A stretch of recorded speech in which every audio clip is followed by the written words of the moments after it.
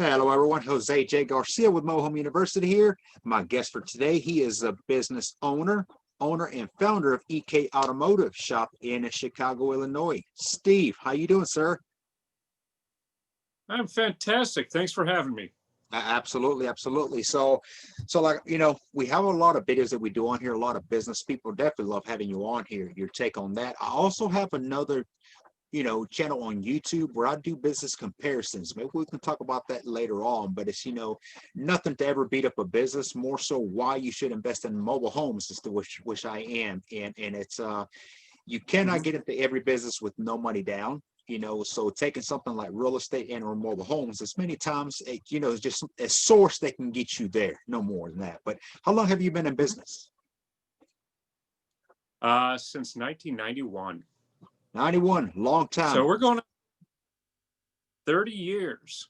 Wow, very good, nice. And you're in Chicago, downtown? No, I'm on the northwest side. Northwest side. And fortunately, with everything I've heard in Chicago, I'm glad I'm not downtown. Yeah, for that. How do you deal with the weather? I've been up there a couple times during winter, and wow. Yeah, there's no such, here's how I deal with it. There's no such thing as bad weather, just poor clothing. So I just bought like you wouldn't believe. And the wind gets whipping. It gets really cold in the winter. But as bad as winter is, Chicago is such a wonderful city. It's worth it. It's beautiful. It is beautiful. Yes, absolutely. It's a beautiful city.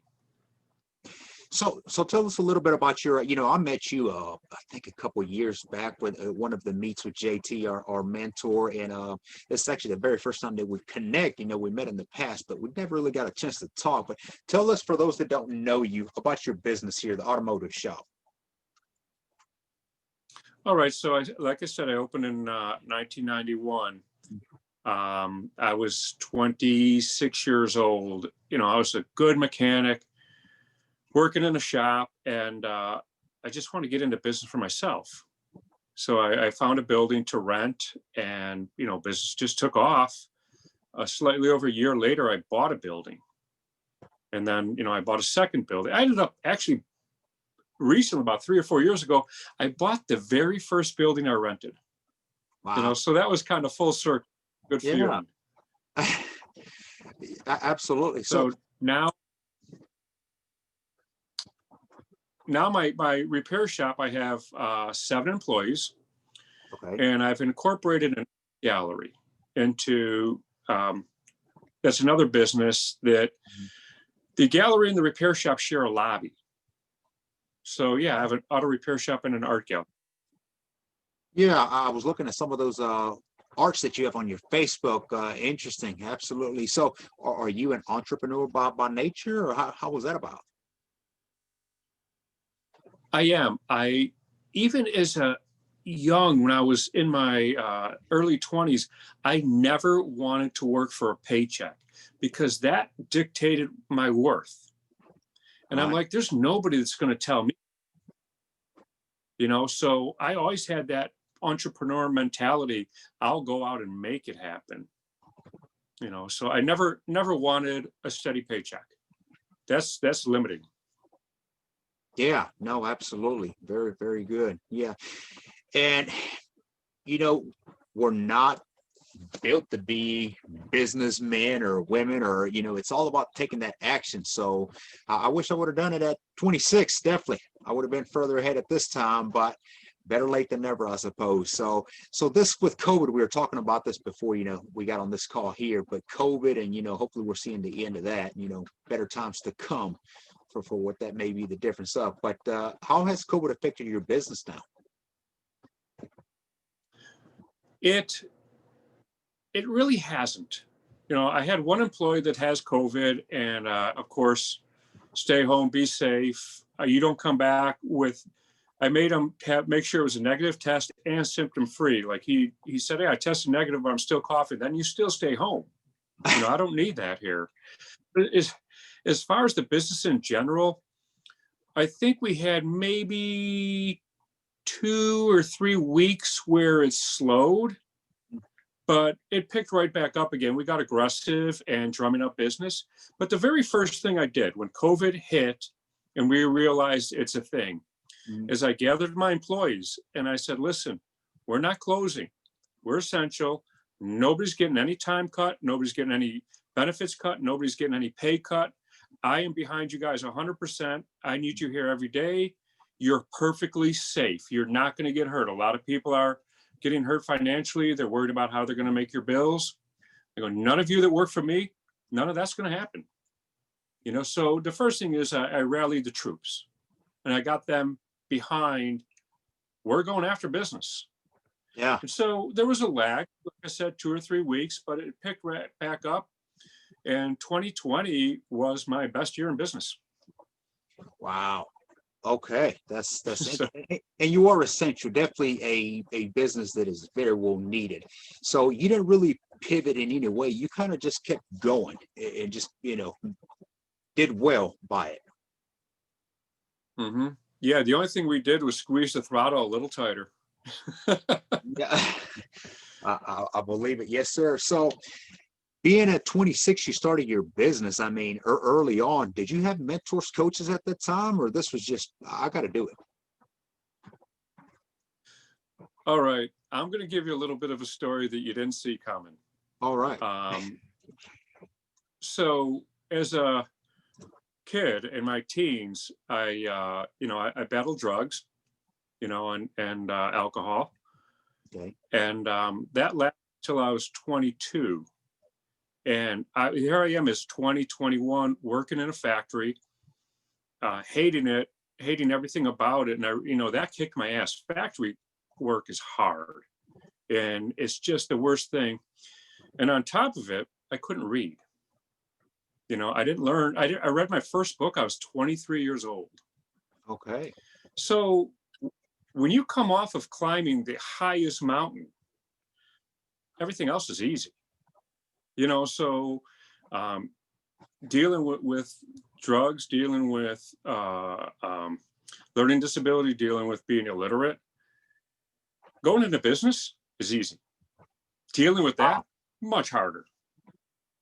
So honestly, I never thought of it as difficult. I've already handled all the difficult stuff in life. Yeah. Where people, it's funny in business, when I was growing up, we were poor.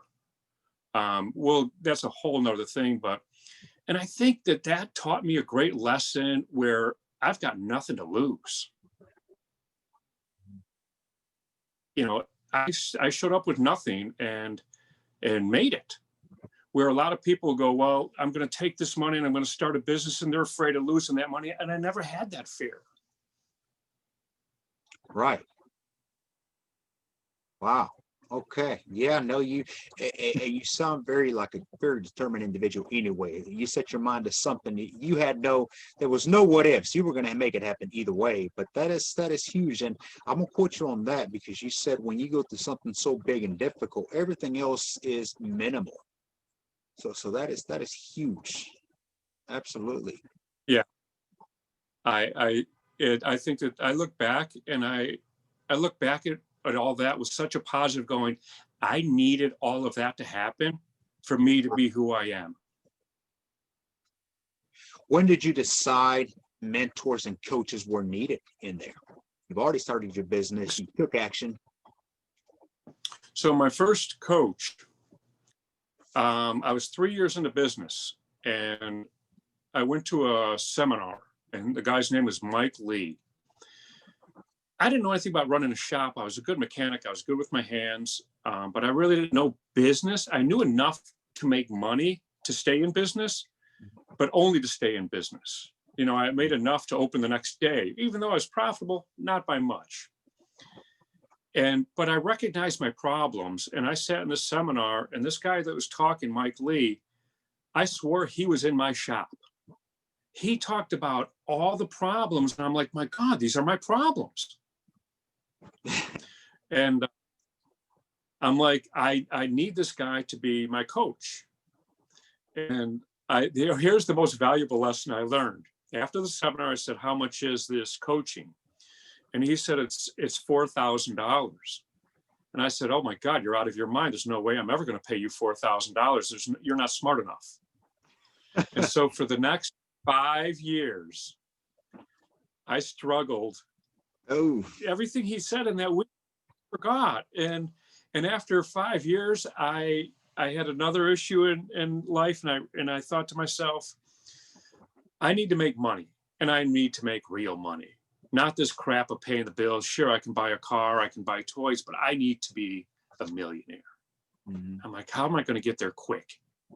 And I called this guy, Mike Lee, and I'm like, I'm ready to hand you $4,000. He goes, well, it's 7,000 now. I said, I don't care. And I handed him $1,000. I never looked back, and I've paid for as much coaching. I've spent hundreds of thousands of dollars on coaching.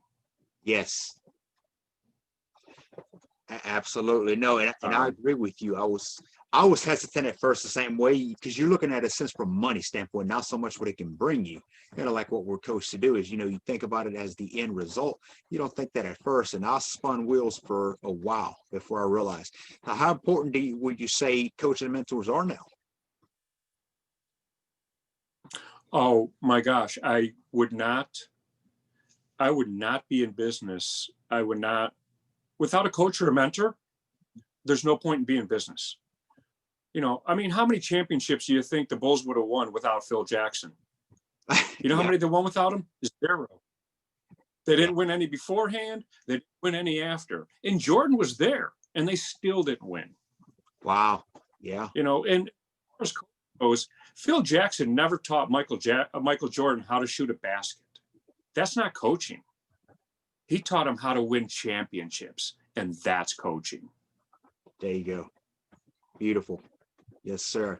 Yeah, I tell my students and anybody trying to get into anything, there's a reason why the pros have coaches and mentors.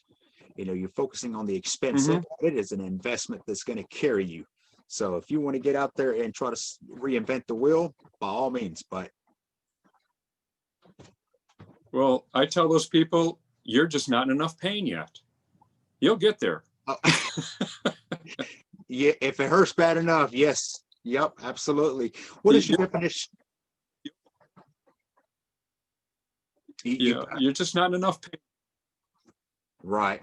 Well, hopefully they can take action before that happens. But the unfortunate side is many people wait too long or never actually take that initiative and go through something that has to happen.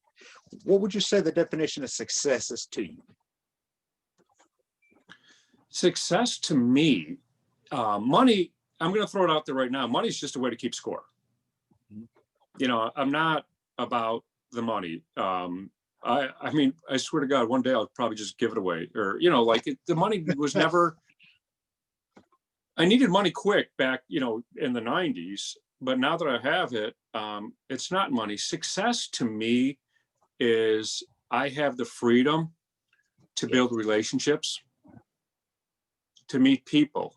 People are the most valuable thing to me. Like my time spent with people is more valuable than anything. So that's success for me. It's the freedom to go out and meet people. It's the freedom to do what I want. Yes. I'm not chained to anything, and I talk to everybody everywhere I go, because I can learn from everyone. Absolutely. Yeah, no, that's very well put there. And too many people do that rat race every day, hate their jobs, do it forever and ever, and it's shocker. I left corporate America last year, July, and it has been great. A relief that just comes with it. Always that worry, of course, but you take a step and don't look back. I think that people, it's the boiling frog syndrome. When they get into corporate America or something like that. Yeah, when the frog gets into water, not boiling, the water's just, warm. And the temperature gets turned up a little bit each day. And the frog doesn't realize it's boiling until it's out of the water. So I think a lot of people don't realize how miserable they are until they're removed from that situation and they feel this burden taken off. And I think it's like 75% of people wish they were entrepreneurs, but less than 4% are. Right. So there's a lot of frogs there. Yes, absolutely. Well, we try to push them too, but hey, at the end of the day, they got to want it for themselves. People have to want it bad enough to do anything. You can't force anybody to do anything. So, um, They have Steve, to and they're fair. yes, yes, absolutely. Hmm. So, Steve, I'm into manufactured housing, mobile homes, better known for. I invest in them, been doing it for 60 years, basically, and everything you can think of. It's another side of real estate. Do you invest in real estate? I have invested in real estate. I don't know a lot about it. I've invested with some people that I trust and I've made some money. I Hey, would like to invest heavier, but like everything else, you have to have a knowledge. sure, And I don't have knowledge in real estate enough right now to become the real estate mogul. sure. Okay. What do you? I think to be great at something, you have to be passionate about it. And I don't have enough knowledge to be passionate about it. Okay. Okay. What is your knowledge in mobile homes, manufactured housing, affordability? Um, okay, so I live in Chicago. There's no mobile homes in Chicago. There, So I can honestly say I've never put in one. there are, just probably not nowhere where you're at. Right. It's probably out in the suburbs or, I'm in Chicago proper, Right. and it's a big city. Right. So, there is, my dad doesn't live too far from a mobile home park. Okay. He's out in the suburbs. I've never stepped foot in one. I don't know a lot about them. I see them. People that live in them actually swear by them. They're like, "Hey, it's a good way to live. You have all your comforts. They're it's inexpensive living. Right. So I've never met anybody that did not like it. Right. So that says something for it. Absolutely. And they're everywhere. Some states more than other, but it is nationwide. And of course, I'm even into Canada. And from my understanding, Africa has a lot of mobile homes. So, but before COVID, I was doing more webinars also, and we were traveling. So hopefully post COVID, I like to start traveling again. And one of the places that I like to go do a webinar is in Chicago. That's actually where I met JT, my mentor. Definitely when I'm there, I'm going to come visit you and take you inside of a mobile home. Let's do it. Let's do it. Yes, sir. So what, back to success, Steve, what do you say to somebody wanting to get starting, but afraid to take action? Fear is the biggest hurdle to get over. And you have to tell them you have to get over it, and you can't do it alone. So if a person's in fear, they'll sit there frozen. But if they came to me and said, "Steve, I really want to do it. I'm afraid," and I said to them, let me stand right next to you. Let's do this together. They're going to go, "Okay." So what am I really doing? I'm coaching them. Sure. And so my first thing is hire somebody to guide you. Hire a coach, because you're not going to do it alone. You have too much fear in you. And it frustrates me when people go, "Well, I'm going to wait till I'm successful and then hire a coach." I don't know how many Super Bowls, like, can you imagine if Tom Brady said, "I'm going to win at least 3 Super Bowls before we hire Bill Belichick"? It doesn't work like that.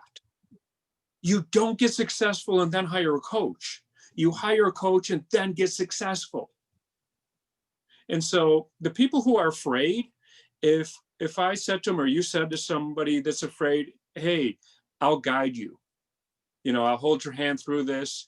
I'll be right by your side," they would have so much confidence that they would do it, right? Because you're successful, they can see it. And all you're doing is saying, "I will coach you." Absolutely. So I find somebody to coach you and coach you for what you need. When you're first starting out, the coach you have is going to be different than the coach you have when you've hit a certain level. It might be the same coach, but you're coached in a different way. Right. I'm gonna start taking notes, Steve. I like this stuff. You're coaching me now. Yeah, and you know, you mentioned not enough pain. One of the first mentors that I had, he actually gave me a story. I'm not going to say it on here. We'll say it off there if you want to listen to it. But it was the same thing as, you know, you're not in enough pain yet to take action. Some people will burn more time planning for their vacation for the weekends than they do on their future or their finances. And it is so real how many people, I mean, let's take big holidays, for instance, and I'm all about spending time. But if you have no success, if you're barely making ends meet, you can't afford your bills, what are you celebrating? Why are you wasting time in get-togethers? And you can't make these people understand that you have to sacrifice today for a better tomorrow. Absolutely. You know, we could sit here and talk about that exact statement you made for hours because it's so, you just skim the surface of it. Oh yeah. I think a lot of people don't realize their potential. They don't have goals. They don't realize that this could be real. And unfortunately, I think I've met too many people where their goal is survival. And survival should never be a goal. Oh, if I could just get through this week. Oh, if I could just get through this month. Anybody that says that can't see. Right. You know, they have the wrong mentality. You know, I don't look at the obstacle. I'm looking at the goal. I'll get past the obstacle. I don't focus on it. You know, I think people focus on the obstacle and the struggle they have, and all they can do is get to this weekend or next week. I can't wait till Christmas gets here. That stuff makes me crazy. Getting by mentality is definitely not a good way to live. Absolutely. So you got into automotive. You were a good mechanic. I'm sure you're a great mechanic still. Was there ever another business you wish you would have got into, and why? Well, yes, I always wanted to own a restaurant, and I think that that's my next venture. You know, post-COVID, I want to open a restaurant. I love cooking. It's a passion of mine. And the reason I got into cars was, like I said, we grew up poor. We were the family that had 6 cars, 2 batteries, and 1 set of license plates. You know, whichever car we can get running, that's what the plates and that's what we drove. So early on, working on cars was kind of a necessity. And after the factory job, I'm like, this is the worst job in the world. I worked with my buddy Joe, and I'm like, we got to get out of here. This is the worst. And I go, what are we going to do? And I said, I know a little bit about cars. Maybe I can get a job in a garage or a gas station or something in automotive. Sure. And Joe was too funny because I just want to eat, man. I just love food. So today he owns 4, highly successful restaurants, where celebrities eat. Good. And we get together all the time, the factory days. Absolutely. So yeah, I want to own a restaurant one day. Jim Carrey says you're not going to be good at anything unless you love it. And I guess this be an example of that. You know, you have to have some love to it. But that was one of my questions is what is next for Steve? So restaurants, you want to get into restaurants. What's your favorite food? I'm curious. So I would do a seafood restaurant. Okay.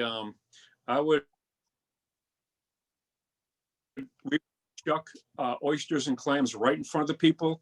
It would be a display. It would be a show. It'd be the wow. Just watching the meals prepared. You know, to me, a meal is not about the nutrition. It's about who you're with. It's about the atmosphere. It's about what you're holding in your hand, that whole experience. And that's what I would develop. I want the wow every single time. You know, when you walk into my automotive repair shop, people come in all the time and go, wow, this is a repair shop? I have people that come just to see it. You know, because I'm all about creating the wow. And that is a huge part in any business with your brand marketing and advertising we've learned. So I would definitely be stopping by when I'm up there. I want to see your shop, and I'm going to take you inside and move home. So we're going to connect, Steve. Steve, we can keep on talking to you for hours. Definitely appreciate you joining us on here today. Any last encouragement worth the people out there trying or should be trying to get into business? Yes. You know what? It's so scary to do it on your own, and you're filled with fear. And find somebody to help you. Find somebody to coach you.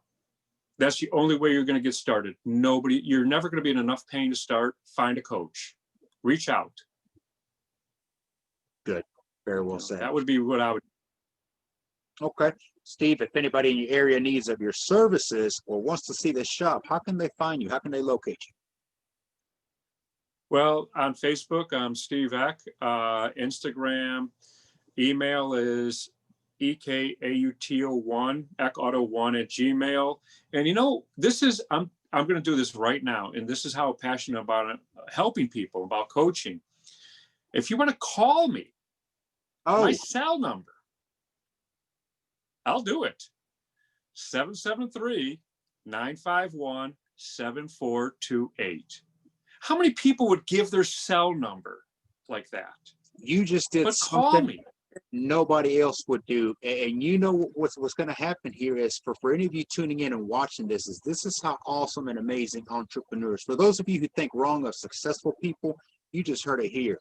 Okay, Steve is willing to coach you or at least hand you his cell phone. Now, how many of you will actually take initiative and give this man a call? And that's why you can be successful. Steve, that is amazing. Thank you for that. Yes, sir. Thank you. I hope my phone rings. I hope it blows up. Well, we'll share the video with you and we'll go live on our channel and on YouTube. So I'm sure you're going to get some phone calls, no doubt. I hope so. I want to see everybody get into business and follow their passion. Very well. Yes, sir. Well, Steve, thank you, sir. Thank you for joining us today.